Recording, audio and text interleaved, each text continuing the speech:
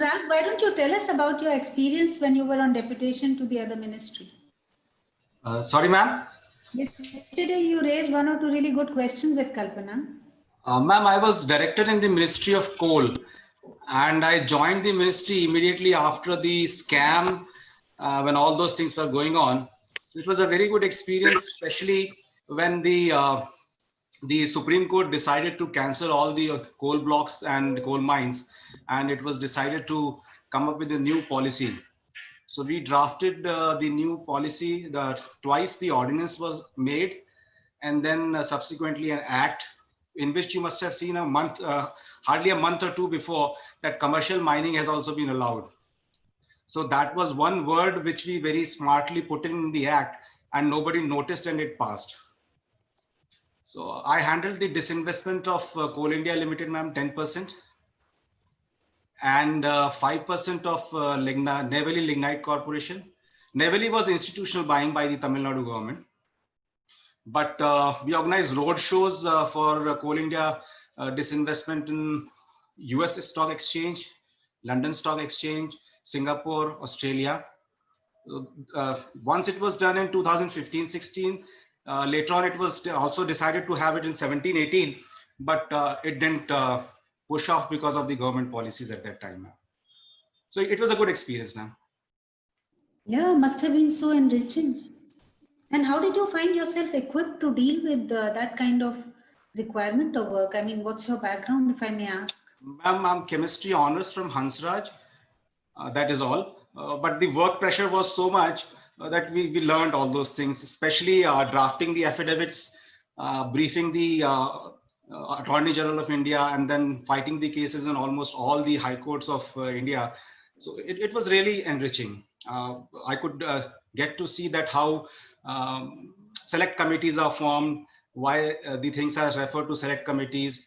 And then because in Raj Sabha, the present government was not having the majority, and we were very apprehensive that the bill will not be passed with this new Auction Policy Act. So what we did is that we pushed it to the last day of the parliament, and it was referred to Raj Sabha, and the house was adjourned. Subsequently, it was referred to the select committee. In the select committee, we decided to have regional parties, and as royalty was also one of the issues for the state government which was of the interest, so we could manage all those states which are having the coal mines, that they would be getting a huge amount of money from the royalty, and they backed us. So that is how the bill got passed from the parliament.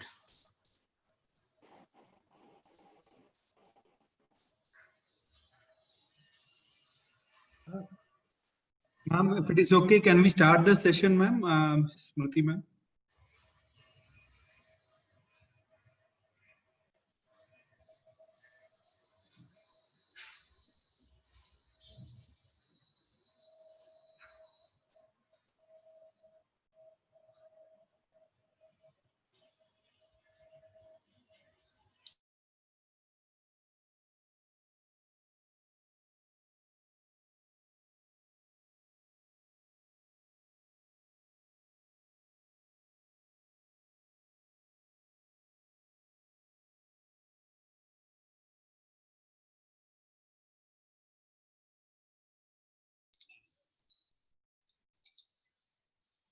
Hello, would you like me to start?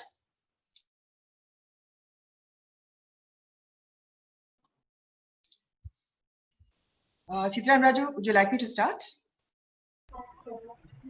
Yes, ma'am. Please, ma'am. Please go ahead, ma'am. Okay, good morning to everyone. I will be giving you a presentation. Morning. I'm going to start the presentation. I'm going to share the screen just now.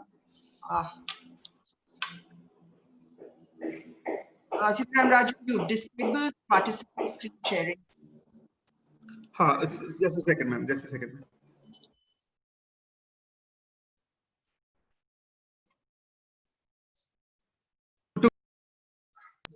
You are good to go, ma'am. Please share the presentation, ma'am.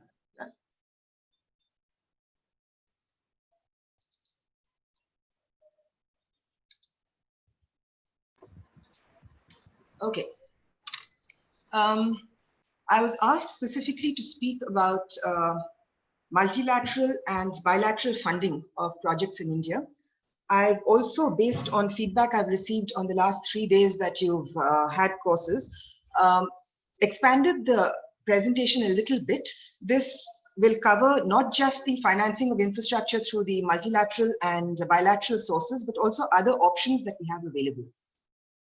The structure is going to be, I'll give you a brief introduction, again, based on the feedback I got from your last 3 lectures. Then I'll go to the multilaterals and the bilaterals. I will talk about a little bit about PPPs, basically to tell you what you should not do. I know you've had a very intensive session on PPPs, but I just want to highlight some things that you should be aware of as government officers in PPP. I will be moving then on to something that we call them innovative instruments for investment. They're basically new instruments that we have been unleashing on the investment community for infrastructure. I'll explain a bit about them. A lot of these options are applicable to all of us in the railways and in other public sector units. Then I will come to the Q&A session. Now, the Q&A session, I will encourage you to ask me any questions you want on either domestic or international infrastructure and project finance, and on PPPs, anything at all. I should be able to answer them. In case you people have already gone to sleep by then, or you're completely knowledgeable, then I will address some doubts that were raised to me by some of the participants yesterday and day before, and also explain to you a little bit the processes in government which you need to know about to leverage the infrastructure of investment opportunities available from outside our traditional sources. I'm told that one of the issues that came up yesterday is, what is infrastructure? I'll just spend about a couple of minutes on this. What is infrastructure? We use this term so easily. Infrastructure is basically the fundament. It is the foundational structure which keeps the economy and social aspects of the economy moving. The physical components are the ones that we immediately see. That is the bridges, the roads, the railway lines, etc. The social component is things like public health, schooling, prisons, etc. In India, there was complete confusion about what constitutes infrastructure. And the reason this started causing problems is investment into infrastructure is one of the areas that banks look at. In India, like a couple of other countries like Australia, a major part of infrastructure funding comes through the banks. We are not like, say, the US, where they have a different model of funding. In a country like ours, it's unlikely that we will have an alternative to this because of the great infrastructure deficit we have. But what happened with this is different banks started taking different approaches to the loans they were giving. In 2008, the Prime Minister's office asked the Ministry of Finance to define infrastructure. An expert committee was set up under Dr. Rangarajan. And I've put on the screen the criteria for defining what constitutes infrastructure, which they came up with. Based upon this, in 2009, the harmonized list of infrastructure subsectors was published. This had categorized basically 5 major categories. That's transport, energy, water and sanitation, communication, and social and commercial infrastructure. Within these, you had different subsectors where the funding would qualify as infrastructure funding. Why is this important? That's because banks normally lend longer to infrastructure than to standard projects. 2, the easiest thing for a bank is to lend to something like, say, you're setting up a factory. It's considerably less risky than setting up an infrastructure project, because in a factory, you set up the building, you get the machines, you get the people, and you start manufacturing and you sell. Infrastructure is very different. You'll hear this term very often when you talk to anyone in infrastructure finance. You need patient capital. That is because these are normally highly capital intensive projects. Laying a road, building a railway line, these kind of things need a lot of upfront money. This money, it is spent, the project is done. Thereafter, for the project facility to stabilize and get the returns that it is expected to, take some time. If you do economics, transport economics or economic geography, in the first class, you'll be told that, take transport, every single projection of traffic that is made, every single forecast is wrong. You'll either be way below or way above the target. You'll never be close to the target. In a country like India, where we have a huge deficit of infrastructure, one of the approaches that maybe should be taken is you overbuild. For instance, look at the airports today, and those of you who have worked in the north will know something about the Delhi-Jaipur highway. By the time the asset is prepared, the traffic has multiplied. That is because of two things. One is our huge population. Two, the fact that our economy is growing. Our sheer numbers make it grow, which means that the projections are always going to be undercast. The worry for people in government is that when you project such things, are you running the risk of building something like those of you who've been watching what's happened in Myanmar? You may be aware that they built a new city. It was supposed to be the new capital city. There isn't a soul in that new capital city. You have people playing cricket. I mean, they do everything on that. They've even used it for test flights, these enormous 8-lane highways, etc. You in government are worried about, with hindsight, whether people are going to say you overbuilt. And in some cases, you can even gold plate the design to help someone. Given that, put that aside, in infrastructure finance, we tend to assess the importance based on the needs of the local areas. I am not going into detail on the 6 characteristics of infrastructure or the assessment of the other 3 parameters. The infrastructure harmonized list has been amended from time to time. I'm horrified, and I signed off on one of the amended lists. I'm horrified to find that a lot of pure manufacturing is also getting into infrastructure. My worry is the more of these things we slip in, the less money there is going to be available to hardcore infrastructure, which in any case finds it a problem to raise money. This is a general slide specifically for the railways, but it's also applicable to other departments, because apart from IRFC and internal resources, which are unique to the railways, internal resources are also there with the postal department. All other departments and even in the state government, these are the kind of options available for you to you for funding. I will be spending time basically on the multilateral and bilateral funds, which I was asked to. Then I go to the public-private partnerships and the alternatives. Okay. Before I go to the 5 minute के लिए कोई अंदर नहीं है, आधे घंटे के लिए कोई अंदर नहीं है. Before I go to the multilaterals and the bilaterals, one of the things that you must factor into your any discussions you have with them is they tend to get more bang for the buck than they deserve.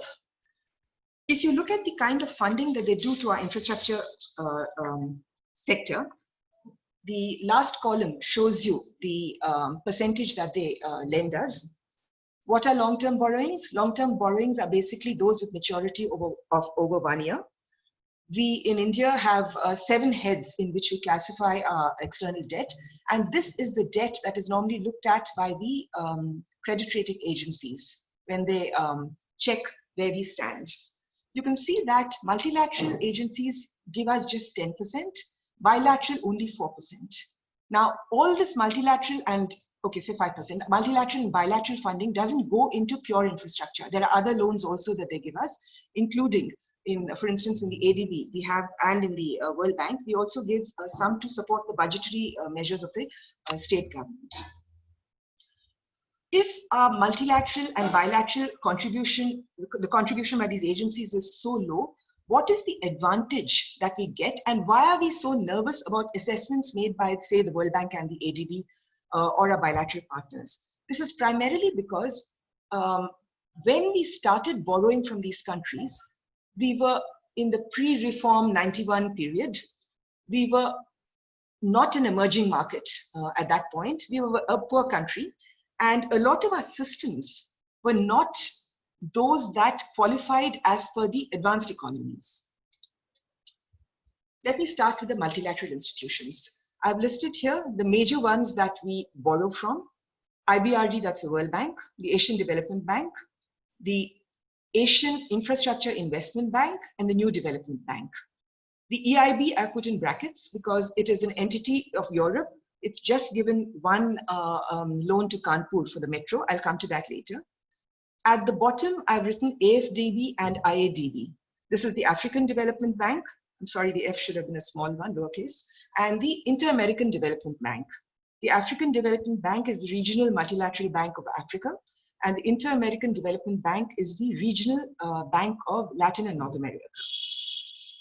We are members of these, and we use these basically for consultancies. We bid for consultancies in these banks. For Indians can bid for them.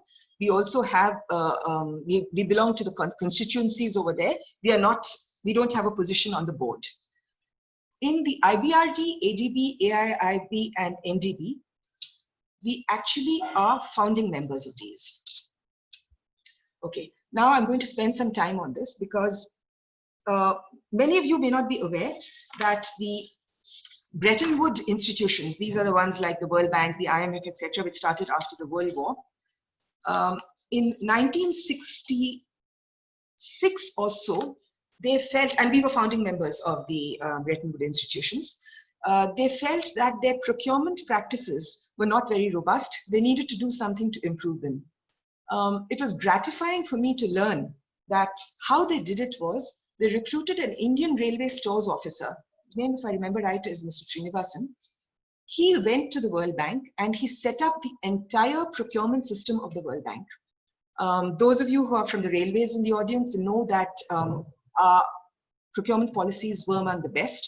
A lot of the zonal railways used to issue a compendium of stores circulars, marvelous ones. I used to use them so much for my tender. I find that we discontinued them.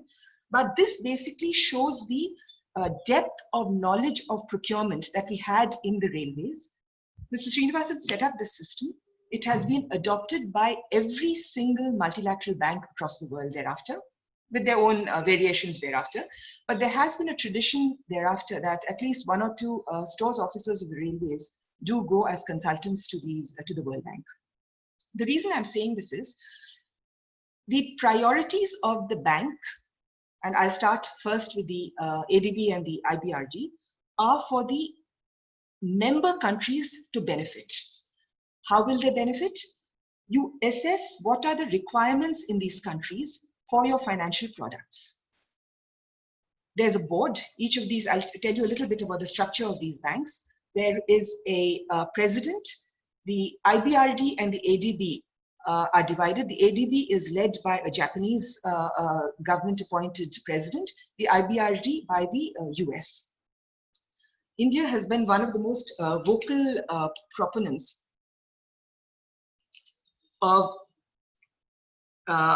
those seeking a change in the voting pattern. This is because the voting pattern is depends on what happened when these institutions were set up. Thereafter, we feel that with our growing heft in the economic development of the world and the GDP that we have, we deserve a larger share. These negotiations have been going on for at least about 8-9 years now. For us to contribute and get a larger share means that someone else loses. So there's a pushback by the countries that already have the major shares. You can do any kind of a search and you can even wiki it and you'll find the shares that we have. But India heads the constituencies of South Asia in both the IBRD and the ADB. In the IBRD, in the ADB, we also have a post of a vice president. We fought for this in 2003-04. We got it. We had earlier, when the bank with ADB was set up, we had the vice president's post, then we let it go. China got a VP's post. Now we have a VP post. The current VP's post for India deals with private sector financing and PPP. We expect the next vice president to be announced within a month or so. There are a lot of rumors already floating. We also have an executive director who has 2 advisors who come from the government of India. We have constituencies. In ADB, our constituency includes 1 Central American country. We also have Bangladesh, Nepal, etc. in our constituency. So we share some of the postings there for the advisors to the EDs with these people. In the IBRD, we have a very, very strong ED's office. Again, we have advisors coming in from the government of India. I'm not talking of the IMF just now because that's a separate institution that also has an ED's office. I come to the two other banks that came up in 2015. That's the New Development Bank and the AIIB. The New Development Bank was an idea that was proposed by the BRICS countries. We were seen as the new power centers in the next 4 or 5 years.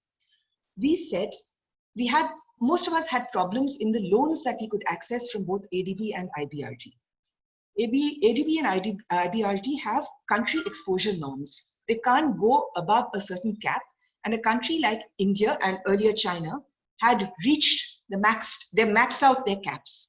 But we are also countries like India, which have huge poverty levels. India, those of you who follow this, you are aware that we lifted, I think, about 350 million or 400 million people out of poverty in 10 years between 2000, I think it was 2005 to 2015. This is a phenomenal achievement. But we also, the remaining poor that we have, constitutes one of the largest concentration of poor anywhere in the world, including sub-Saharan Africa. If you combine Bangladesh, Nepal, and Pakistan, South Asia has the largest number of poor people as a chunk, which means that though we had graduated in terms of our median income into something called the lower middle category of economic growth, we could no longer, though we had poor people, access the concessional window of lending of the ADB and the IBRD.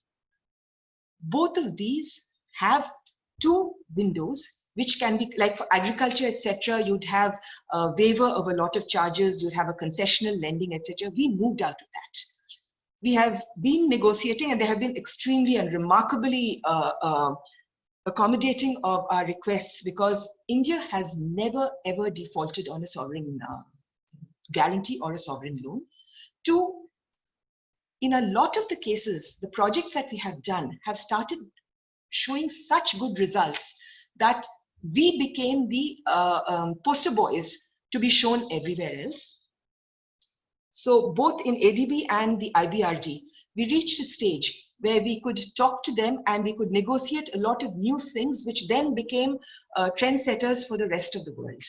And for this, I'll just give you a couple of examples.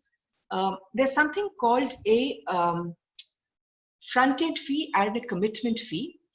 These are fees, once you get your loan from these institutions, the commitment fee is basically paid on, technically these banks are keeping aside this money for you.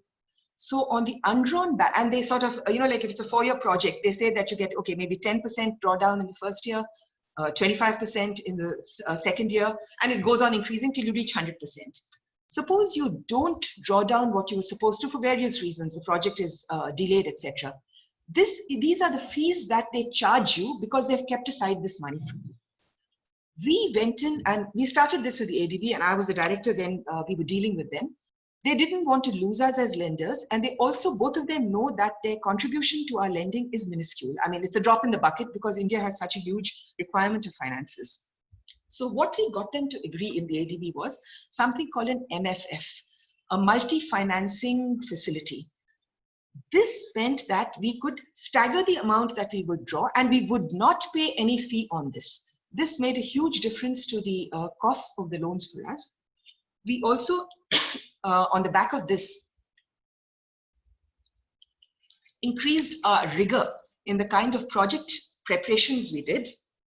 We have state support agreements. All the projects that we get money for are actually implemented in the state. So though according to the Constitution schedule, all external borrowing is with the government of India because we are responsible for the external debt of the country. Since the projects are there at the state level, we pass on these loans back to back just now. Earlier, we were charging the states a marginal fee, but that has been waived. Now, so if you get a loan from, say, the World Bank to the state of Telangana, where IRIFM is located, earlier you would pass it on with a small overhead fee that was for the transaction cost borne by the government of India. Now, if the loan that you're getting is, say, a 30-year loan with, say, a 3% current LIBOR spread on that, it goes as is. But underwritten this is something called the sovereign guarantee. These banks have two types of loans, pure loans that they do. One is the sovereign funding window and the other is the non-sovereign. Sovereign covers the one that is to governments, that it could be directly to the, I mean, it could be to the government of India or it could be to the state governments. Non-sovereign is the windows that they have. In the IBRD, it's the IFC that does the private sector lending. In the ADB, it's the PSOD, the Private Sector Operations Department. They go in and lend to the private sector. They have some caveats there. We need a whole new session whole separate session to explain what the concerns of the major voting share partners of these banks are. They don't want their own private sector to be harmed in any way. So there are ways to get around this. But when you give a sovereign loan, that is, it's the government taking the loan, there is this underwritten understanding, and this would even happen possibly in a public sector which seeks a sovereign guarantee. Once a guarantee is given, that means that the government of India is underwriting that. There are certain implicit guarantees and there are explicit guarantees. For a public sector unit, which is a Ratna, Maharatna, if it seeks a direct guarantee, a sovereign guarantee from the government, it loses its Maharatna stature, which is why they tend not to, and they're supposed to go out on the strength of the balance sheets and borrow themselves. All other loans are underwritten by us. I've spent a lot of time on this slide, and I know we have a time constraint. So if you all have any questions on this, we'll return. I'll just come very quickly to the NDB and AIIB. One of the problems that we as developing countries and emerging countries saw was that the IBRD and ADB procedures were painfully slow. They also had a huge amount of safeguard issues. Developed countries tend to be more self-righteous and moralistic than emerging markets. Most of them made their money on the back of polluting industry, and they made their sovereign funds. Even countries like Norway, the sovereign wealth fund, which is one of the largest in the world, is made on a polluting oil extracting industry. They suddenly saw the light. All of them now talk about two things that you will hear for the next 20 to 25 years, which have become a thematic investment area for all banks. And it's, after COVID, it's going to get even more important. SDGs and ESGs, Sustainable Development Goals, and the environment and social and governance issues. These became a horrendously imposing overhang on loans that we were taking, because you would get questions asked. For instance, I remember when I was negotiating a loan, one of the questions that was asked by an ADB team is, why are there so few women in the civil services? This shows that there's no gender equality. I mean, a lot of the men must be chortling on this, especially in the IRAS. But when we explained to them that this doesn't make sense because it's a competitive exam, and it's then that we realized that countries like India, which have excellent laws, our laws are among the best in the world, whether it's environment, whether it's the labor protection, etc. I mean, give or take a couple of aberrations here and there, we have the best in the world. The problem often lies in enforcement. We got them to agree. It took about 1 year of agreement.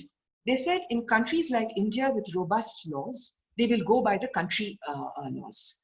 They will not impose something that is gotten from outside countries. This eased compliance a lot. But the other thing that happened was they have to do their check before a project is, the loan is cleared. They hire consultants who do this third party kind of a check.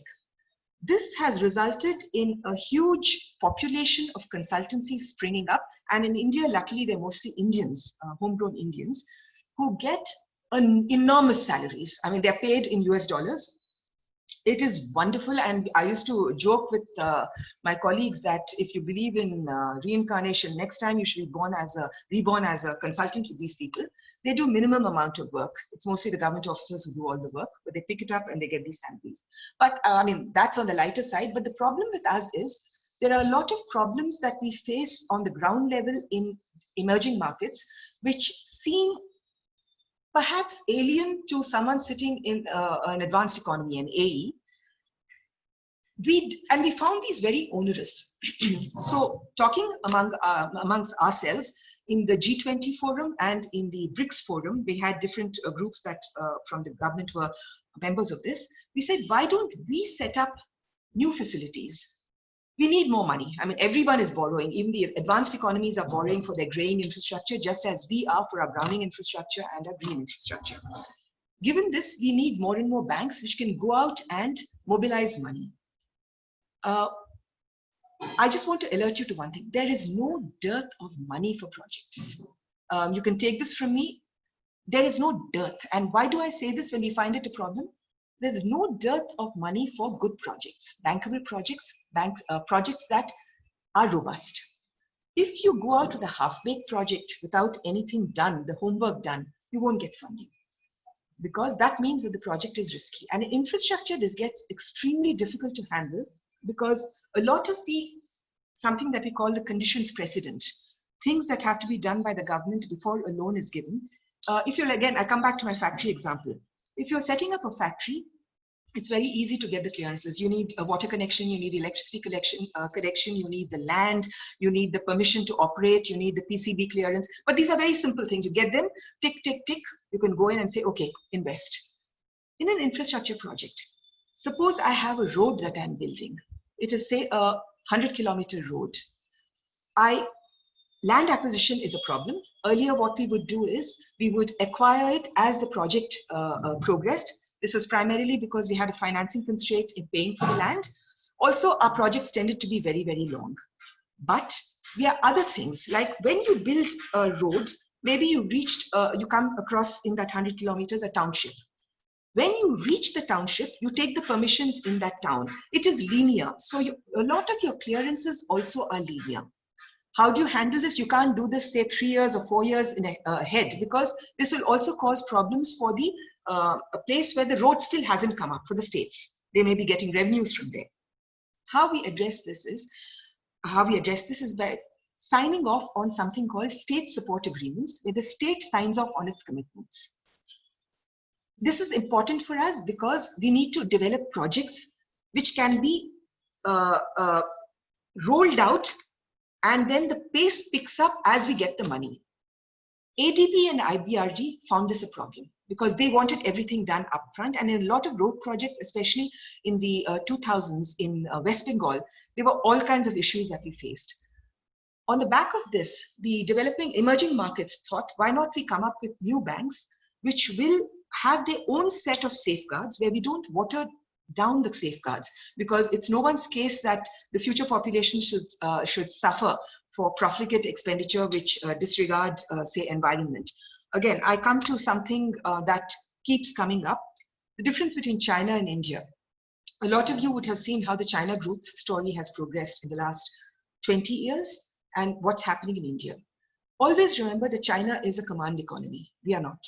We have a very vocal population. A lot of us hold 3-4 different opposing views at the same time, and we argue on this.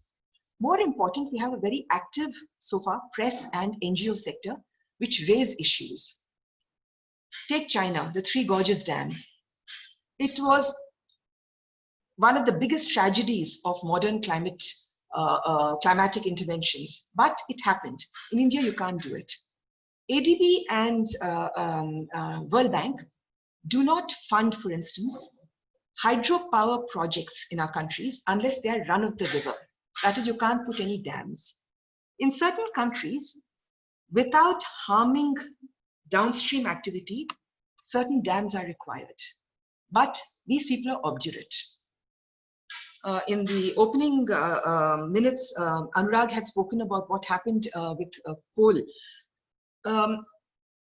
Both these banks do not finance coal projects. In the early, the late noughts, that is the 2000s and the early 2011 and or so, we realized that our coal industry and the coal mining practices we follow are archaic. We called in experts from Canada and Australia who told us how you could do green mining of coal. We have huge reserves, and we are a country that can't afford to get other sources of energy. At that point, renewables wasn't so big. So we need to exploit this coal without having the kind of tragedy we see in areas in near Ranchi, the coal mines, where you have this, it's like a hot zone, which is almost red. The reason we needed money for that, and at that point, both ADB and World Bank were very interested. They joined us in discussions with, especially a Canadian firm, and they thought we could have a small revenue share model in this that would also give an incentive to the local coal industry to buy into this, because otherwise, like Anurag said, the unions, you have a whole lot of problems in this. These banks dug in their heels and said, sorry, board will not agree and they will not look at it. Unfortunately, like in India, we had a lot of stranded assets in the power sector. At some point at the end in the first Q&A session, I'll talk about what went wrong with infrastructure investment at that point. We needed the money. It wasn't coal that made us think of this, but we said, can we have a more realistic bank which looks at what's happening in the ground? And then, I mean, that's the genesis of the new development bank, which was set up by the BRICS partners, and the AIIB, which was set up by the EMEs that came together. Now, all of them are subscribed to by all the developing countries because they also want a buy-in in this. But the sad part is they have adopted the same safeguard standards of the ADB and the IBRD. I mean, I find this very ironic. I'll come back again. This is a basic introduction to the kind of loans we get.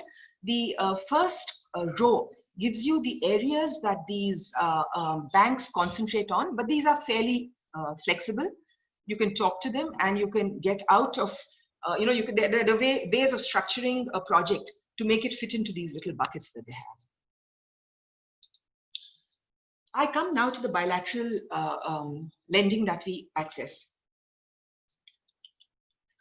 Earlier, we used to have a lot of the bilateral development agencies. You had DFID of the UK, the Canadian CEDA, the Swedish CEDA, everyone, the Swiss development arm, all these going out, and the US aid. These are basically funds set up by these countries. It's their soft power. By they invest in different projects in developing countries. It helps a lot because they also build up ties. In around 2002, 2003, the then finance minister, Mr. Jaswant Singh, in his wonderful baritone, made a statement, I remember on TV, saying, we do not need this kind of funding. Our transaction costs are much more than the money they give us, which is true. It is minuscule. But I was in the on a desk which was dealing with the US aid at that point, and I remember for every funding, even done by the Ford Foundation, they had to get our clearance. This is a hangover of the 1960s, 70s, 80s. That in one fell swoop, we did away with all this. We let them go directly to projects. They would come to us only if the government was involved. It helped. Some of them cribbed for a little while. We gave the cutoff that you have to invest at least, I mean, you have to lend at least X amount of money to qualify into a partnership. Otherwise, you just go and do what you like, subject to FCRA clearance. Subsequently, a lot of these large countries entered into bilateral MOUs with us. I've listed over here the major ones that we right now are following. In France, I forgot to write that it's not just smart cities. They're also one of our major alliance partners in SICA, that is a solar energy investment. In this entire thing, today I'm going to concentrate on Japan because your DG specifically asked me about the JICA loans. Excuse me. What is something like JICA, USA, DFID? It's classified as ODA loans. This is done by the classification comes under the OECD. ODA is what is given by donor agencies in the developed countries to the developing countries. I am not getting in, let me do one thing. I'll just go ahead and I'll show you the loan terms of JICA. It is Japanese yen LIBOR linked. There is a 0.2% interest rate for construction activities, 0.01%. You can see this, and this 40-year grace period. But this again is flexible. India is the largest JICA partner. JICA is the largest bilateral donor to India just now. It's all over. And the most important thing is this, the step loans that we access. In OECD, there's something called tied aid. Okay? Tied aid, the definition comes in the last bullet.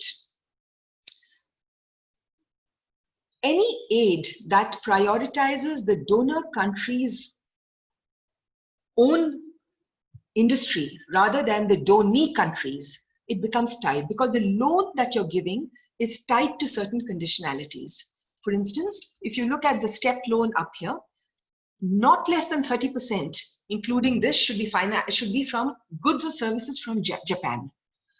The irony of this is OECD had done a study in the 2000s in the North, and it found that the cost for the project increases by about anywhere between 12 to 30% by insisting on tied aid, which is that you're forced to, instead of going out for open procurement and the cheapest procurement of goods and services, you're forced to go to these countries' agencies.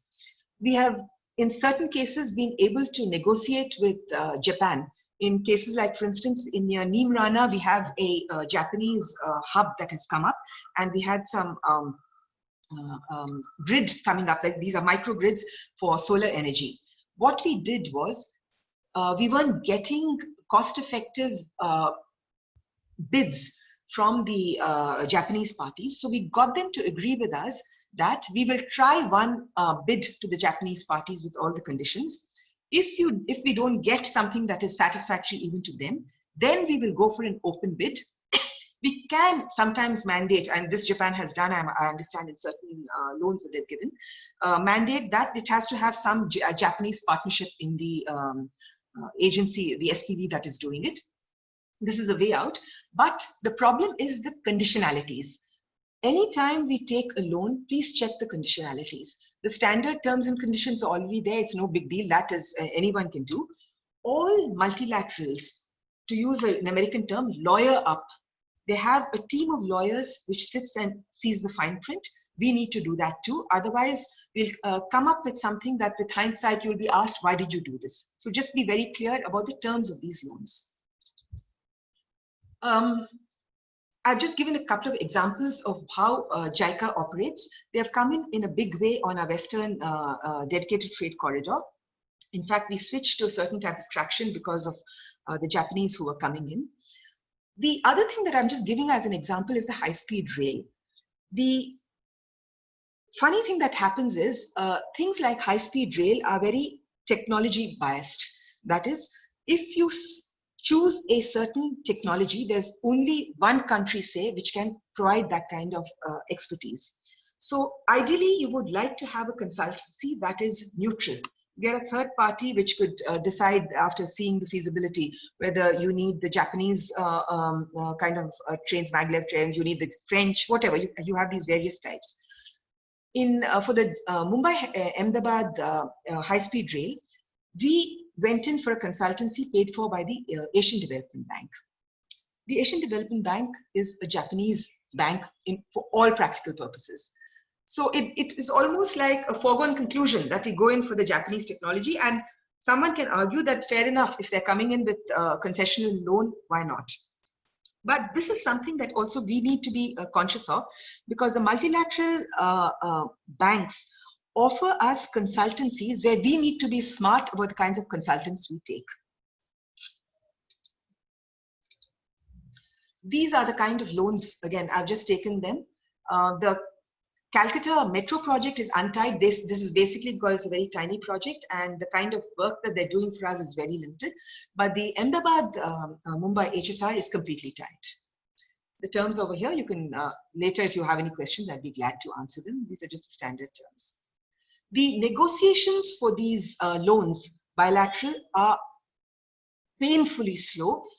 The Japanese are a very regimented set of people. They're wonderful to work with because unlike the Indians, they're very predictable.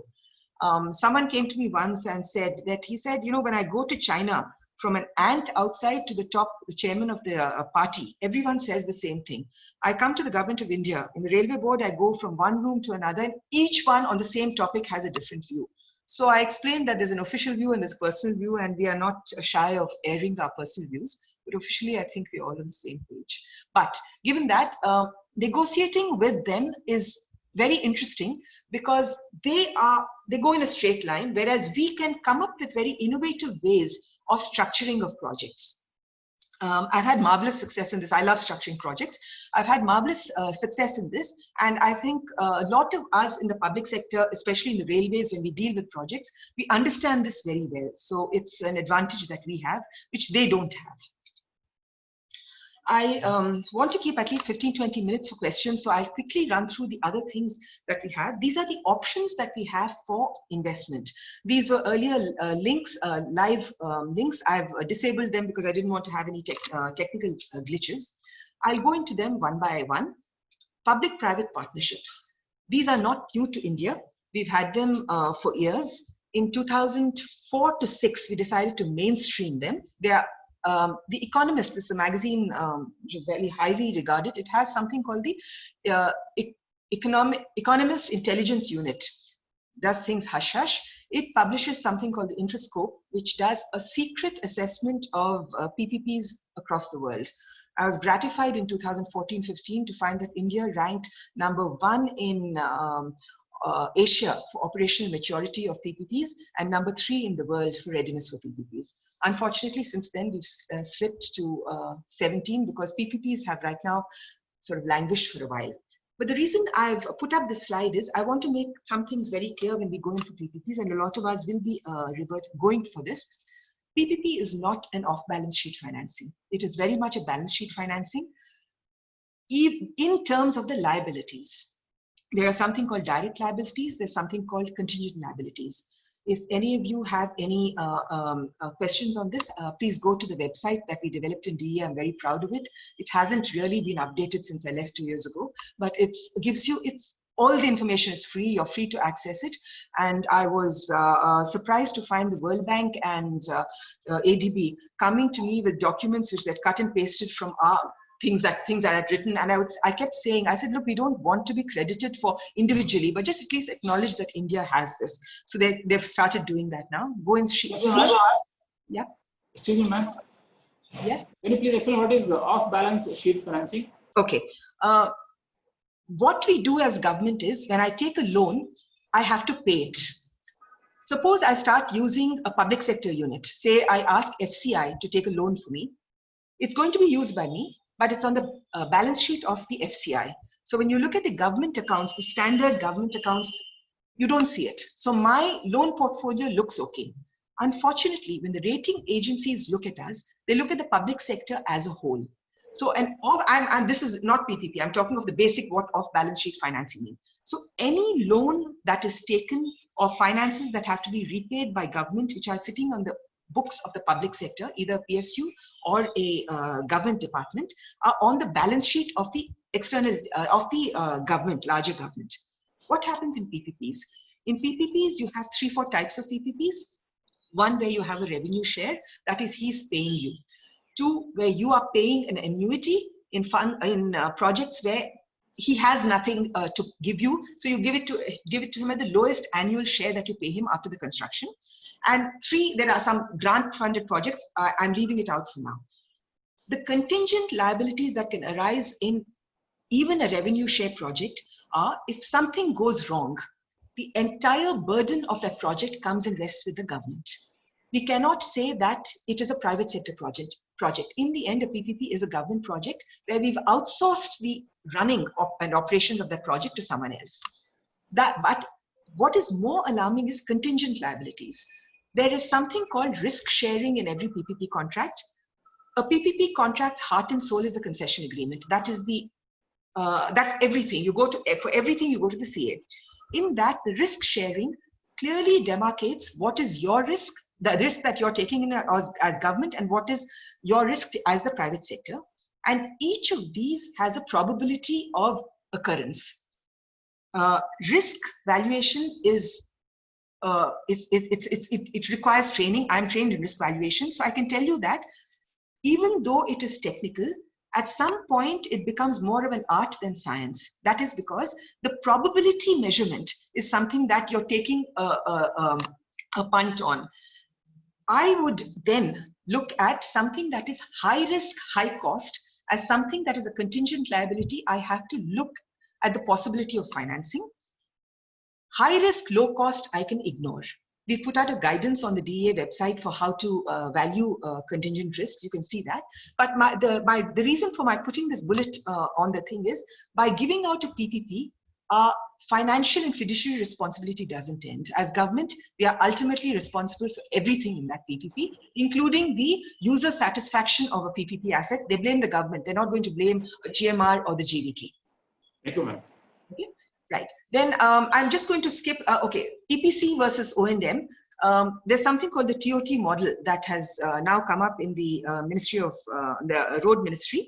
This is something that we were pushing for in the 2000s because it's called O&M contracts in Britain, which has specialized in this kind of when your graying and brown infrastructure is there, you give it out for operations and maintenance to the private sector. We were pushing for this because we needed to make money, monetize the functional assets. They have now called it TOT, which they're using. One other thing is the most important thing that we have to remember as government servants: renegotiations of contracts are inadvisable. Any post-contract change that affects the financial basis of award of contract is a vitiation. Again, this would require a separate session. There's a guidance out for 3 sectors which had problems: ports, roads, and I think airports, which is there on the DEA website. We've taken that. You can follow that and you can come to that. So for PPPs, I'm not getting more into it. There are a lot of conceptual confusions over PPPs, including on what an SPV is. Please remember that the SPV is the entity in a PPP. That is, if project finance is not like balance sheet financing. Like if I were to take a loan as a company, everything on the balance sheet of the company is at risk when the loan fails, if I fail to repay my debt. In project finance, that's not how it happens. You have a ring-fenced entity that's normally a special purpose vehicle. This SPV could be a single entity, it could be a joint venture. It is governed by the Companies Act. Ideally, government should not be part of the SPV. There are certain SPVs where we have consciously taken a decision to be there. I think Bangalore Airport, we had this. The reason I say we should not be part of the SPV is because if something goes wrong and you have a member on the board of that SPV, you will be asked questions which it becomes very difficult to answer. One of the problems that we have had over the past decade or so is we have a lot of debt that the industry has taken on. This debt is actually coming into the financing of infrastructure. Even the equity is often leveraged at the parent company level. So we came up with 2 instruments. One is the infrastructure debt funds. We launched this in 12-13. They're doing wonderfully. They take out the debt of projects once the projects are functional. Marvelous thing. This is actually a hybrid model that we came up with, studying some debt funds that had happened in East Asia and in a little bit of Europe. And this has worked very well. Then this is my baby, including the name, the InvITs.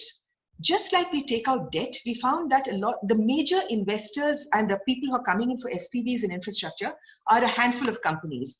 Andhra has given the GMRs, the GVKs, these kind of people. These people were they had put up, their equity was locked. So you had someone who, like GMR, for instance, he wanted to bid for projects in Greece, in Turkey, Istanbul Airport, in the Philippines, but he had a problem that his equity was already locked up in the airports that he had got in India. Incidentally, he did win all those bids in those countries. I was, like when I went into this post where I dealt with all this, I was reading up about the TARP, the Troubled Assets Reconstruction Program of the US, just after the global financial crisis. And I thought, why can't we apply this to the kind of projects that we have in infrastructure? We came up with InvIT. InvIT does what IDFs do for the debt, InvIT does for the equity. This is basically, you slice up the equity into shares. These shares are traded. The people who come in and invest in this, they buy these bonds, are the pension and insurance companies from abroad. These have the largest assets under management anywhere in the world. And I was first approached by them saying, how can we come in? So what I do is they have an arm's length distance from the project itself, because many of them don't want to get their hands dirty in the project. In India, the problem is when you're building a project, that's the riskiest phase. The construction risk is highest for any infrastructure. And in India, there are a lot of teething problems. So it is done in the regular way, say by a PPP. Then the InvIT comes in and bundles these shares and sells them. I'd be delighted to do a separate session for you. In entities like the railways, there's immense opportunity for us to set up InvITs, including for the assets that we own. I've done 2 presentations on this. NHAI is currently setting up an InvIT of its own for the road projects. Okay. Municipal bonds. The reason I'm saying this is because this is something that I have pushed for the last 10 years. I'm delighted that we have this. Municipal bonds are also very useful for agencies like the municipalities and agencies like the railways, especially when we have to build road overbridges, road underbridges, etc. We had municipal bonds that were earlier there in states like Gujarat, but these were with all kinds of tax benefits, etc. The 2015 regulations that were notified by SEBI did not have any underwriting by the government. The first bid out that we did was for the Pune Municipal Corporation in 2015-16. It was oversubscribed. We had Temasek and GIC of Singapore, their sovereign wealth funds, coming in, which is actually the asset test. If they come in, because they go in for very solid assets, you can understand how good it was. Unfortunately, because of demonetization and the kind of revenue streams that were coming in, there was some disruption. They had to pick up steam only in 2017. But the mandatory conditions we built into this, there's a book on the DEA website that we've taken out, you can see it. We can use this in the railways. We can partner with the states. If any of you are from the state infrastructure corporations, you can partner with entities like the railways or with any other entities, including your finance institutions, to do this. The capacity building, structuring, technical assistance that's available can be leveraged from the multilateral banks. The last is something called the Can I ask you a doubt? Sure, tell me. Ma'am, Go ahead, go ahead. can we go to the previous slide? Yeah. Ma'am, do you see the possibility of accountability increasing? It may be slightly offbeat because I'm not directly talking about it, but I heard that in the countries like USA, if a municipal corporation fails, they file for insolvency and all. So we know whether the municipal corporation has done its. Surya, I've missed your word. Your voice went off. I couldn't hear you. Is it clear now, ma'am? Yeah, it's better now. Ma'am, I heard that in countries like USA, they issue bonds based on credit rating and all. And if they fail in doing their duty, that is creation of infrastructure for the municipal corporation limits, they even file for insolvency and all, and then they lose credibility. That's the basis So, of... Okay, let me do one thing. Surya, I'm just going to hold this back and I'll take this in the Q&A because this is the essence of how our municipal bonds are done. You do need, if you look at the bottom of the slide, these are the mandatory conditions. You need the credit rating, etc. I'll come to that because I just have one more slide and then we'll go straight into Q&A. I just want to, okay? Sure, okay. So I come to the NIIF. The NIIF is a fund of funds. It is basically a super fund which has funds below it. It was set up by the previous government. I mean, in the 2015, etc. It has investors coming in. I find that from what I read in the papers, it is changing its role constantly on what it's going to fund. Originally, it was supposed to do a certain kind of funding, but right now it is, I think, looking at other things also. But these are also sources for funding of infrastructure at fairly concessional rates. Okay, we are at 11:03. I promised Smriti that I will end on time unless someone has very interesting questions. Okay, I'll start this off with what Surya asked about the municipal corporations.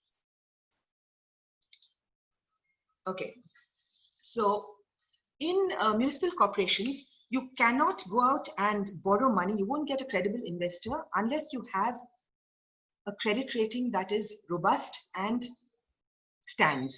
So we put in 5 mandatory conditions for borrowing. For municipal, we are different from the munis of the US in that the US munis are all underwritten. We insisted that we don't underwrite it. Thereafter, I understand the urban development is giving them some kind of a subvention scheme from the various funds that they have. Ideally, we should not, because we have to make this sustainable funding, where they can stand on the strength of their own balance sheet. So you have to go out and get a credit rating. You've got to put your balance sheet out on the net every 6 months, and you're given 1 year grace period because you have to finalize your balance sheet. You have to escrow the revenue streams. Most of these, in infrastructure, you'll find that investors are more interested where you have identifiable revenue streams. You have to have a project size that justifies the cost of bond issue. Going out and getting a bond or going out and bidding a PPP is expensive. You have to pay for top class consultants who go and do this for the issuers. So don't go in for something like this if your project size is very small. It's not worth the overheads. Last, always have a story. Don't do it for one project. If you're investing so much, have an investment story. If that makes an investor also invest with you, and he engages with you for the long term because he's doing a lot of due diligence. So that's on municipal bonds. Surya, maybe we could take this offline and I could go in further. And I could ask the moderator, do you have any questions or should I just pontificate? I've got 8 minutes left. Ma'am, I have a question, ma'am. Who's Anurag? Yeah, go ahead. Yes. Ma'am, looking into all those aspects, that there are multilateral debts and there are like bilateral debts. If we go for the conditions or the kind of debt which are provided by the multilateral agencies, mostly it covers the infrastructure. So, but all these debts are with some kind of conditions. Like for example, you just mentioned in the case of mining, ADB refused to give it to our country, whereas ADB has given similar kind of loans to Australian mining company, mining corporations. So in your opinion, which is a better one, like going for bilateral or going for multilaterals? Okay, see, we have to be very mercenary. We have to look at what is least cost and most beneficial for us. Plus, in a country like India, our demands are so huge, we can't do an either or, we need and. We need multilateral, we need bilateral, we need trust funds, we need anything that can happen. The Australian investment by ADB it had a historical context. It doesn't do it anymore. In any case, Australia doesn't take loans from the ADB anymore. In our case, we unfortunately entered this sector further down the lending curve. You know, like more downstream, by which time everyone is getting very woke about the pollution and things like that. A smart thing, we need all the money, like I said. A smart thing to do would be move something that it's not worth negotiating for out of this lending agency, move it somewhere else and go for something else with these. I just want to correct you on the focus of these multilaterals. The multilateral banks initially went in for hardcore infrastructure and poverty reduction. That was the other thing, like, you know, rural areas, etc. Now they don't do that any longer. They are for a country like India, we have a very loud voice in the multilateral banks, which is heard. The way we talk to World Bank and ADB, maybe a country in sub-Saharan Africa wouldn't be able to, because they know that we don't really need them. They need us. They need countries that pay back regularly and also give them that kind of a screen space. And I'll just give you one example, PPPs. Why is it that we could launch PPPs so successfully that we are rated #1 and we could roll out projects so well? What we did is we used the ADB. The ADB and World Bank have a very friendly rivalry, or not so friendly rivalry going on between them. Whereas the ADB lends only to its member countries, the World Bank is everywhere, and each one looks over its shoulder at the other. We got the ADB to give us a technical assistance consultancy, which did 3 things. It allowed, because we had identified in the DEA the things that we need to mainstream PPP. One is capacity building.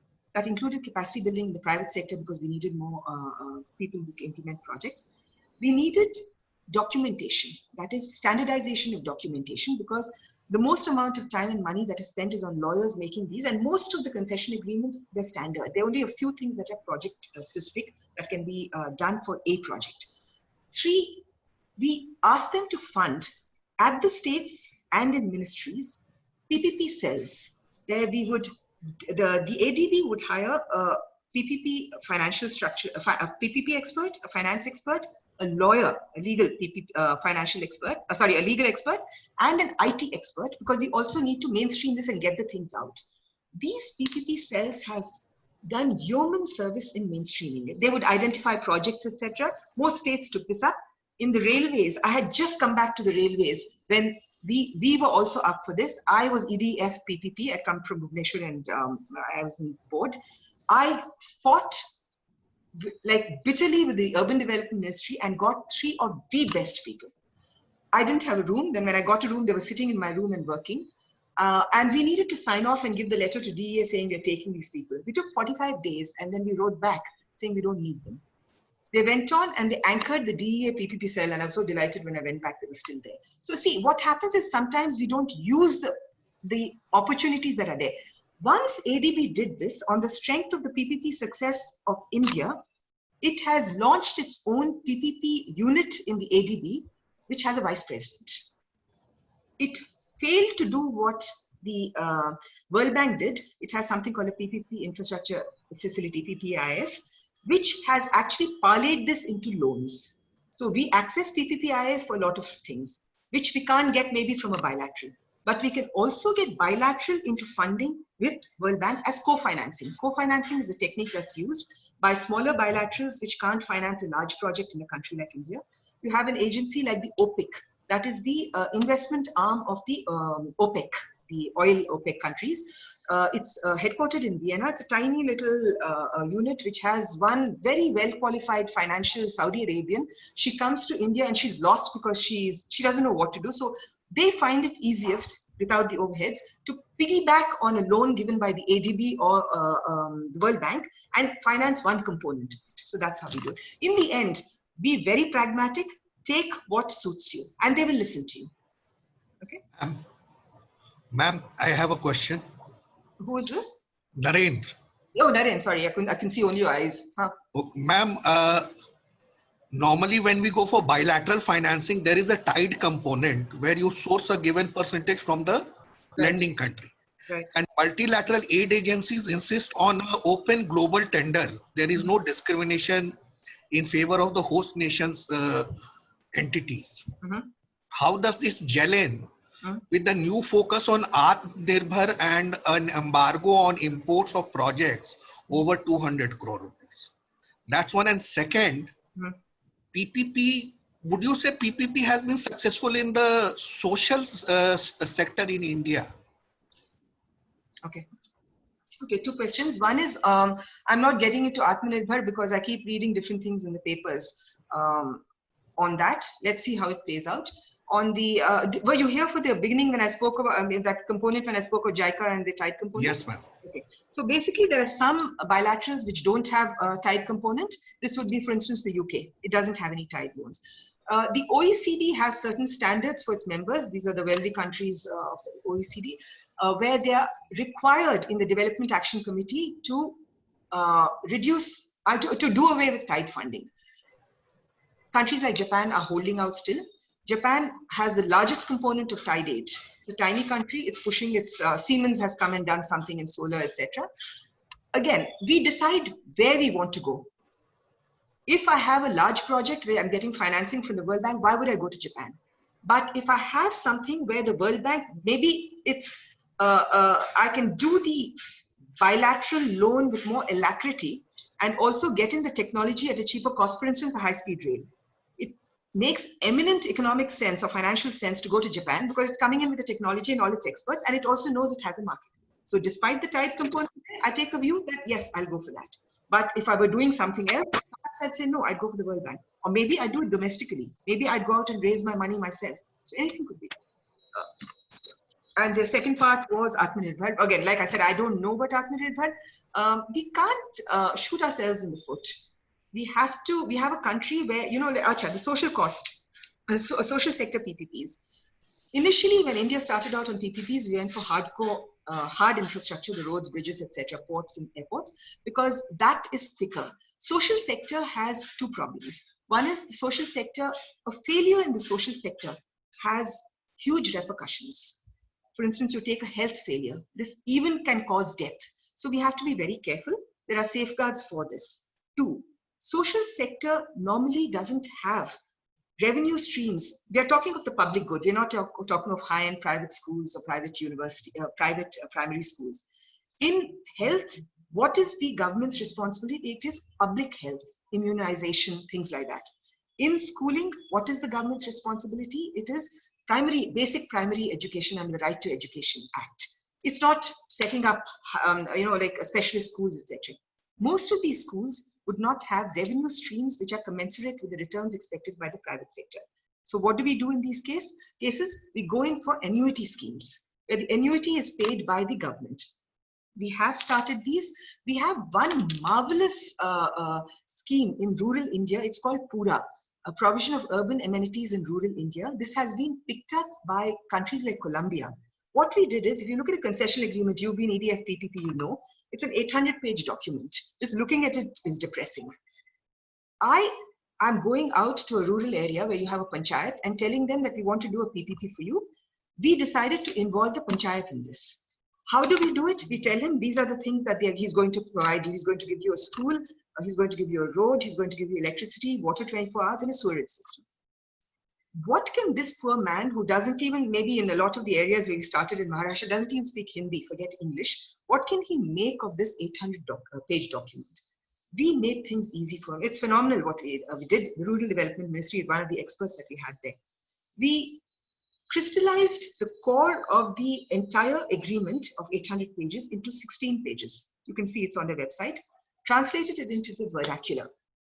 All it says is, the private party will do A, B, C, D. The panchayat has to monitor X, Y, Z. These are the penalties and these are the periodic reporting. So all he does is sees that. The Ministry of Rural Development does all the background work there. It had fantastic response in the pilot in Maharashtra. And then for various developments in government, etc., it was dropped. But a lot of countries have picked that up. We have another one in the health sector. That is providing a low-cost, no-frills primary health center which does diagnosis. I had picked up on something that was done in West Bengal by a CSR agency, changed it into something that can be done across the country. We worked with CII and with Dr. Naresh Trehan so that we could get doctors, and we had a hub scope kind of a model. This was not taken up by the Ministry of Health. In DA, we would just structure. It was not taken up for various reasons. This model is being implemented in Africa. It's being implemented in Turkey. Orissa has taken it via the IFC of the World Bank and is implementing its own version of it. So we have them, but I always say, if you're slightly hazy about PPP, either the fundamentals or you don't know how the structuring works, it's better not to do a PPP, because the repercussions of a bad PPP are much worse than the repercussions of a bad conventional program. 2 questions, Shamila. This is Bhavna this side. Number one, don't you feel that with tight funding, the execution of the projects in a way is better? I mean, the timelines are followed better in a tight funding project compared to the other projects. And number 2, we've had 2 sessions. Yesterday we had 2 with Kalpana, and before that we had with Vijay Kumar sir. Vijay Kumar sir was a little pessimistic about railway funding in the future, especially in view of the LIC loan now not coming through. But while Kalpana was very optimistic, she says that we will get a lot of funds. So I just wanted to know what is your personal viewpoint on funding which will come to the railways in the near future. Okay, I'll take this in 2 parts, Bhavna. The first is execution. I think I'll make the distinction between PPP and conventional rather than tied, okay? Because we could have a regular government project with tied funding, which could go the way of all government projects. In PPP, and this is across the globe, if you do any survey, you'll find that about 75 to 80% of PPP projects finish before time. It's 5th, smart execution. Very simple. It's business. Your money is there. I hadn't put that slide up, which is my pet slide. I picked it up from another expert. If you look at the funding graph, debt, suppose you can see me, right? On the graph, debt is at the highest in the construction period. As debt is drawn down, he draws, the equity starts coming in, Returns, when they come, start funding the debt, right? So then the debt goes in and then the returns come in. That stream is very long. A man who's taken debt, and he normally wouldn't take only one project, he would have a lot, is under extreme pressure to finish the project so that he starts getting his payments. So that is basically the driver. For us in government, we don't have that. When we have to, we do it. But normally we come into a project for 2-3 years and then we go away. So that's the reason why execution is normally smarter. You will always have bad cases, but those always are good sort of flags for what we shouldn't do in a bad project. On the second part, it is about funding. Again, rule of thumb, you have a good project, you'll find the money. Investors are seeking yield. They want good projects. The bellwether for any safe investment. Okay, I'll just digress a little. Smriti, with your permission, I'm going to take 5 more minutes. Okay, because these are interesting questions, and if we get our concepts clear, I think we'll understand. What happens is that the safest projects, which are completely de-risked, would give the lowest returns. Okay, because there's no risk, there's no, I mean, it's no risk, no reward, right? An emerging market like India is inherently riskier because of perceived political risk, perceived governance risk, etc. So there's always a risk premium attached to a country like India. It's factored in. Apart from that, we also have another premium, that is the exchange risk. Annualized, it comes to about 4.5% for the rupee over the last 15 years. Forget the volatility just now. These are the additional costs we anyway are going to pay. So what happens in an infrastructure project, which by its very nature is a risky project, is that long-term investors don't come into emerging markets because they would prefer to go to a time-tested, the US or Norway or something where they know how things work. They're more familiar with that. Unfortunately for them, all of you would have read about the population structure, the demographics changing there. They have more old people. So their pension and insurance funds are now looking for assets which will give them higher yield, which also match their payout structure. They have a team of actuaries working for them to manage. So endowments, pensions, and insurance firms have been looking for yield. Infrastructure, there's still a debate in the infrastructure sector on whether it is a distinct asset class or it isn't. It's just one of the ones that you can. It is emerging as an asset class. In infrastructure, the pipeline of projects you have excites investor interest. Now, if you have a project where you've done all your conditions precedent, that is the things that I as government have to do, I can bid out the project and I can guarantee that you'll get the funds. Unfortunately, we don't do that, which is why you've now seen that the land acquisition on the roadside, we have said that we will acquire 80% before we bid it out, because otherwise projects were getting stuck and any time delay means cost delay. So basically, if you have a good project, in infrastructure, you will never have a shovel-ready project, which is like, say, in manufacturing, where the guy can go and start digging and make a project. In infrastructure, it's always going to be linear. You get all your conditions done, and then they come in. So you have a good project, you'll get an investor. And things like InvITs and IDFs give them that arm's length to not get into the project itself, but they get the assured returns. That's how it's done. Thank you. Anything else, or should I? Ma'am, yeah, Rohita? Ma'am, I have Yeah, a very ma'am. basic question.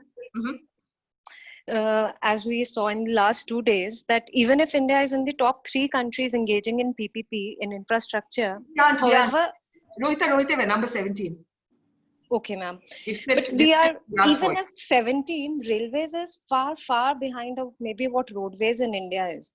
So if you can just reflect that, what are we doing wrong that we are not really attracting PPP in railways, and is it the same for loans also? And how effective, we don't have any national benchmark for railways, but even internationally, we don't have any benchmarks to set standards for good execution of projects. So how necessary is that for railways to actually have benchmarks? And is it so for loans also, ma'am? Loans, you mean from the multilaterals? Yes, ma'am. No, there's no dearth of loans for the railways. They are dying to lend to us. So there's no problem with that. On that part is okay. On the PPPs, we are number 17, which is a terrible rank to be at from number 1 and number 3, okay, which we were on 2 streams. That's primarily because we haven't really gone forward with making the kind of changes. Look, there's no, it's a horrible term which I am forced to use, there's no silver bullet for infrastructure. As you implement one set of infrastructure projects and PPP projects, a new set of problems arises. This is a changing world. And the PPP partners, they are also wonderful creatures. They ask for something, you give them that, then they change the goal. The private sector is out to get what it can, fair enough. We are also out here to ensure that we protect the public finances.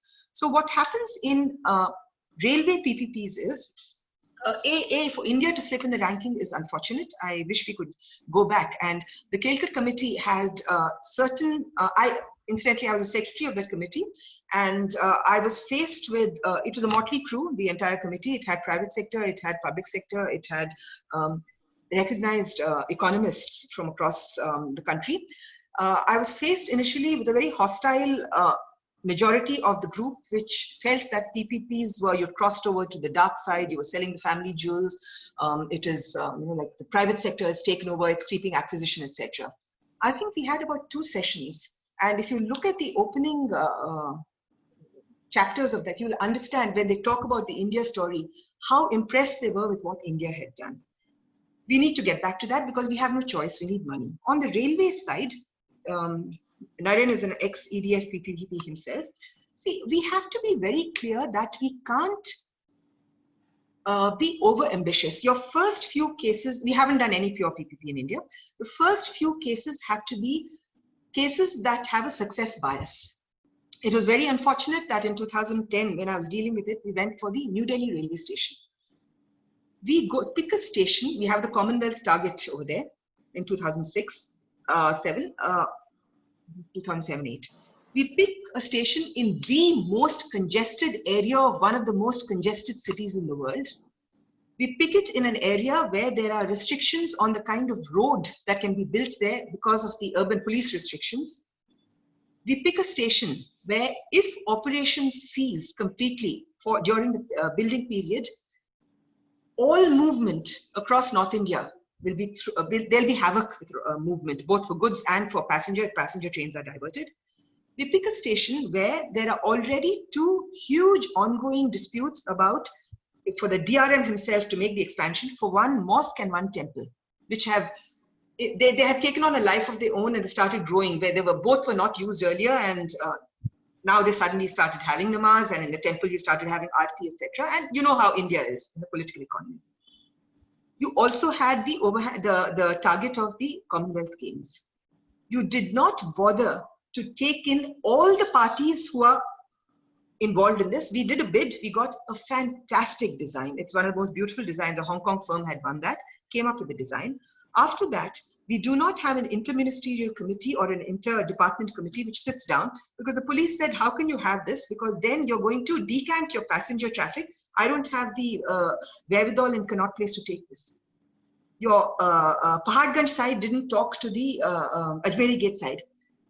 This is done because we in the railways don't speak up. You had 3 EDs, me included, sitting in an outside person's room, being lectured to on the ills of the railways, and we don't speak up. Not we, I don't mean, because we were very vocal, and after some time we were asked not to go for the meetings. But when a cabinet note comes, we don't speak on that. We don't give our views. And the reason I'm slightly alarmed at what we're doing in the railways is 2 of the northern railway stations that have been given out for redevelopment. You know about one of them, you were in the division earlier. These, we were sitting in the GM's review, and we had the autonomous PSU of the railways, which is looking after station redevelopment, sitting there. And they're telling us that this is a concession being given to a private party. Okay, you must listen to this, anyone. He's going to take 2.5 years to rebuild the station and do it up. The concession is going to be for 12 years after that. So the whole thing is 15 years. For him to get his money back from these 2 stations, we had given the surrounding area to him for commercial real estate development for 90 years. The man is leaving in 15 years. How do I give my land to him for 90 years? I mean, I was aghast, and the best part was, as from the PPP angle, I was aghast because I remember opposing this when I was in the Ministry of Finance, and he laughs and he person looks at me and says, "Madam, आपने तो वहाँ मना कर दिया, but बाद में हमने cabinet note करके ये करवा लिया." I said, "Why did you do it?" Because in that case, it would be safer to just auction the land. That's more upfront. So again, concepts are important. If you don't have a concepts right, don't go for this. Go for a standard loan. Go for a standard borrowing. Thank you, ma'am. Ma'am, this is VNM Rao. Small question is there. What is your opinion on the amount of loans what we are taking from outside and delivering the projects in Indian Railways? And we are end up with taking up further loans to pay the interest, madam, at this point of time. Both with the ADB and because I'm talking the multilateral loans, because these are the ones that we take most of our loans from. Both in ADB and World Bank, in the mid knots, that is between around 2004-2005, we found that we were repaying more than we were borrowing. That's because India has reached the exposure cap for both these banks. So the danger of us not being able to pay that is not that much. Again, if you look at it as a percentage of the overall budget of Indian infrastructure, it is very, very small. The IRFC bonds that it raises for a rolling stock is something very different. And with the merger of the budget, the sovereign guarantee is already there. All of you must be aware that when we go out to borrow funds abroad, our credit rating is anyone, like even if a private company goes, the ceiling is the sovereign rating. The sovereign rating is the top rating that any company, say from India, can go, which is why we are slightly nervous when credit rating agencies downgrade us, because that means that you cap this, right? You can't go higher than that, which means the cost of borrowing increases. So for us, when we go out, RBI monitors the loans very, very carefully. You can go to the DEA website, like we have the accounts department here. There's a controller or aid audit in accounts. He takes external debt review very regularly. In the finance ministry, that's monitored, and railways also is included in that. So right now, I don't foresee any such problem. And if we can turn around the railways, which we need to do urgently, and get our projects to start paying for themselves, I don't think we have a problem because our population is large. Thank you. Ma'am, yes.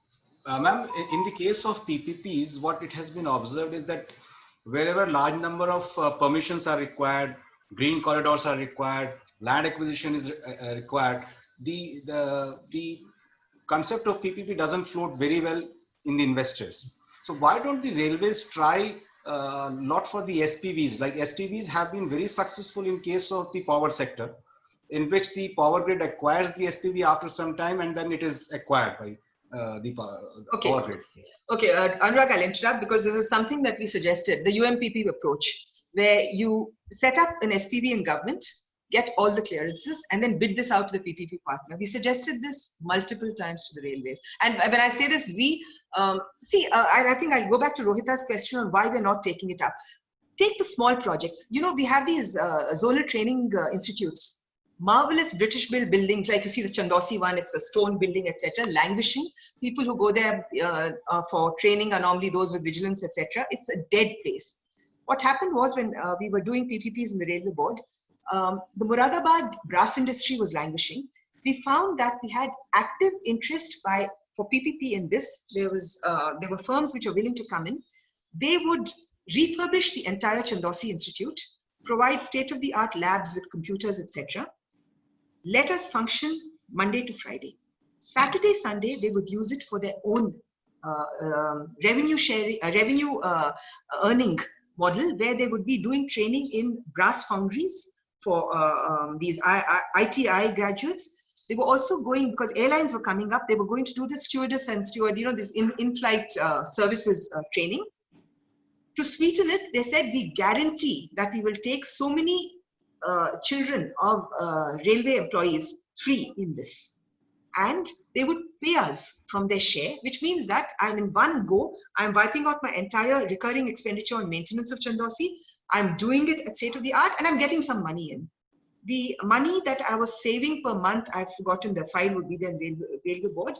I think per year was only 38 lakhs, but it's 38 lakhs. It went through from the infrastructure division, went everywhere. It didn't go through for one reason. the training directorate at the railway board just wrote one line, the ED who was there. There is no spare time in the Zonal Training Institute. It died. I still haven't understood that, but I remember the advisor who went on to become MT, Mr. Sri Prakash, he says, chhod dena. Chhod dena. There's no point. And he was wise. So, Rohita, one of the things is we need to be open to understanding. And this also is Anurag's thing. One, we have to understand how an investor sees us in terms of the risk perception. Two, we need to also open our minds to definitions which are accepted across the world. I was horrified again when I was in board to find that track access charges in the railways are defined across the world in one way. We defined it in Indian Railways in our own way. How can you go out to an investor and expect him to understand what you mean is what he doesn't mean? And on the last question that Rohita asked about standards, we are not, a railway station is not an airport. International airports have certain global standards. There's an agency which does this. Stations are different. Stations basically have to cater to the need of the user. This could be passenger, this could be it could be passenger, goods and parcel. So station satisfaction is normally measured in two ways, and this is built into a PPP, and the payments also are released on this basis. One is you have to have an independent audit by a third party. This is an agency jointly appointed by both the government and the private partner. Two, it is mandated that you take user feedback. It's not just the standard thing, but they have to actively go and have they take evidence or by photos or videos that these passengers or whoever have said this. The cleanliness standards, all this is there right now in stations that they're redeveloping. I don't know how much of it is being imposed. In fact, Delhi Division has done a fairly good checklist for this. So the standards, you can't apply the same standards of stations of Indian Railways, and the kind of population we cater to is also very different from, say, an airport travel. So there is a difference. Thank you, ma'am. Any other questions? Or we can close it now. I have a simple question, ma'am. First of all, it was a beautiful presentation. My question is, what is Railway Board's, is there a strategy with Railway Board? I worked with Mumbai Railway Vikas Corporation for 5 years, and one had to interact with the Ministry of Railways for various issues. It seemed like they were forever dependent upon us for knowledge, and they were, a kind of a hurdle through which we had to cross rather than somebody from whom we could expect support. Now, even if it's a small amount of aid that comes from multilateral financing agencies, it is an important aid. So why don't we have a strong cell in the Railway Board that monitors what's happening and how that repayment is being done, and we are very good repayers, I think, and how it is possible for us to leverage that kind of strength in getting loans on even better terms. What I'm trying to say is that it seemed to me, we were very fortunate. We had a CMD who knew everything. He had been there for a long time and he was insightful. So he was able to answer all the questions that Railway Board was forever throwing at us. But we look to Railway Board for answers, not questions. Okay. I'm actually with you because I'm in Northern Railway now. So I'm one of the aggrieved, I would say, because we also have various issues. So I can't speak for the Railway Board, but I'll tell you, because I have worked in the board before I was moved out of PPP, I have also seen the kind of issue. The do nothing alternative, Smriti, is often very comforting. If you do nothing, you won't get into trouble. You just sit back and the crisis hasn't hit you that you don't have funds. That could be one thing. And incidentally, I've dealt with MRVC and with MVRC, both of them, including with the partners that you had as the ones you've picked up. And I do know the frustrations that your people had faced. Now, there is a cell in the Railway Board, the PPP cell under the Infrastructure Division, which is supposed to spread. And I have said this from when the cell was set up, it should have been in the Treasury, that is in the Finance Department. A good PPP cell or a lending cell should be with finance. It should not be in infrastructure. This is not without any bias towards any service. It is because in the end, we're talking of the money. The same question that you asked. Yes. It is the payment. So it should be housed in finance. My views are on record. I was very, very vocal about this, but a decision was taken, so it was not. The minute it is not housed in finance, finance becomes a sticking point. And this is a standard thing, na? Accounts mein bhej dena, wo accounts mein atak, whatever you say in Hindi, it gets stuck in finance, etc. Unfortunately, not realizing that the bottom line is finance. So now that they are restructuring everything in the railway board and they seem to have a new model, I don't know because I'm not in the board. I've got this excellent team of officers working with me, and we do in a linear fashion, we do whatever we can over here. And if you get the answer to this, and maybe things have changed, I don't know. I haven't been to the board after COVID, so I really don't know how things are. Thank you. Ma'am, good morning. Good morning, ma'am. Mona here. I'm looking after the charge of Chief Engineer Station Development, ma'am. I just had a small question to ask, ma'am, with your vast experience of PPP. Ma'am, now we are moving on to EPC and having abandoned PPP. Ma'am, how do you look, I mean, in terms of railway, that how far and how good would we be able to fare in EPC contracting mode, ma'am? Okay, two things, Mona. One is it's the road sector that has decided to go for EPC. Historically, what had happened is, again, it's in India, unlike countries like Saudi Arabia, which had the wealth to provide public infrastructure and went in for PPPs to increase efficiency and design. In India, we went into it because we didn't have the money. So now when roads says it's going to go in for EPC, that's where the issue of how will you fund this comes. Because basically funding from the government, you will toll it thereafter once it's functional, which is why NHAI is now trying to divest a lot of its holdings and set up InvITs, IDFs, bonds. And this comes back to Smriti's question of how much can you borrow, because this will become an overhang on the government balance sheet. On the railway side, we haven't abandoned PPP because we never had PPP. And the couple of watered down versions I've seen are horrifying. EPC contracts need money. But EPC is like a turnkey almost. He does everything himself. So my knowledge of project finance and infrastructure finance comes from government. I was I was in construction when we were doing the huge gauge conversion in South Central Railway. So I was actually out there. And for instance, since you're from civil engineering, I'm going to say this. Our civil engineers in Indian Railways are considered among the best in the world because the projects that they are doing are much more in terms of scale and scope than anywhere else in the world historically. A civil engineer has two problems when he implements projects. One is we outsource it. Even if it's not an EPC, it's contractors who are doing it, you're just overseeing it. You don't get the money. You get it in bills.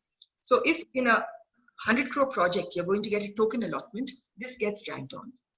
Now in an EPC contract, you have a constraint that it has to be done in say 3 years, which means that the funds have to be found.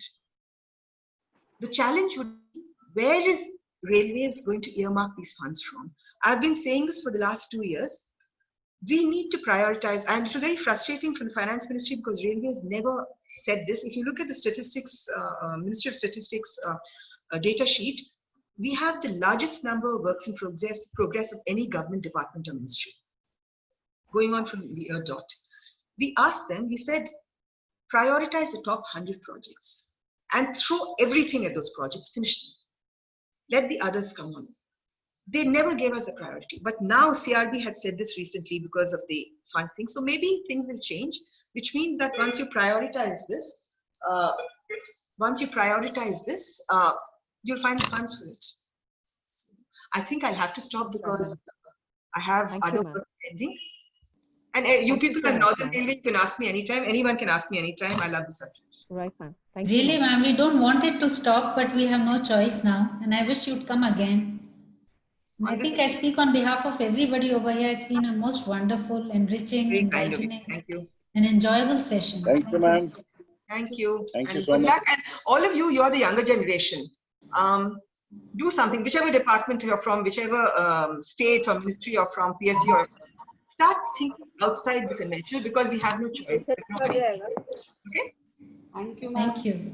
Right, bye. Thank you, ma'am. Very nice, very nice, ma'am. Thank you, madam. Thanks a lot, ma'am. Thank you.